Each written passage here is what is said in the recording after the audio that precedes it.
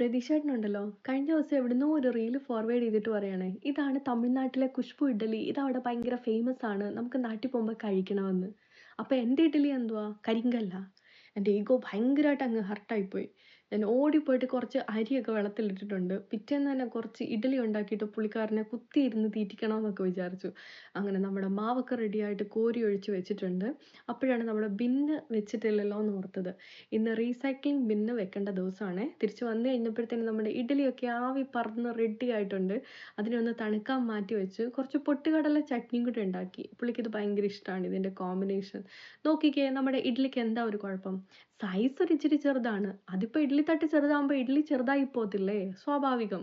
അല്ലാണ്ട് സോഫ്റ്റ്നെസ്സിന് എന്തെങ്കിലും ഒരു കുഴപ്പമുണ്ടോ? വായിലിട്ട് കഴിഞ്ഞാൽ അലിഞ്ഞു പോകുന്ന പോലത്തെ സോഫ്റ്റ് ആയിട്ടുള്ള ഒരു ഇഡ്ഡലിയാണ്. എന്നിട്ടാണ് എൻ്റെ ഇഡ്ഡലി കുറ്റം പറഞ്ഞുകൊണ്ട് കുഷ്ബു ഇഡ്ഡലി എന്നും പറഞ്ഞുകൊണ്ട് നടക്കുന്നത്. അവസാനം എൻ്റെ ചിലപ്പ് സഹിക്കാൻ വയ്യാതെ കുറേ ഇഡ്ഡലി എടുത്ത് എൻ്റെ വായ്ക്കകത്തിൽ കുത്തിക്കയറ്റി വെച്ചു. അങ്ങനെയെങ്കിലും കുറച്ച് നേരം മിണ്ടാതിരിക്കുമെന്ന് വിചാരിച്ചുകൊണ്ടായിരിക്കും.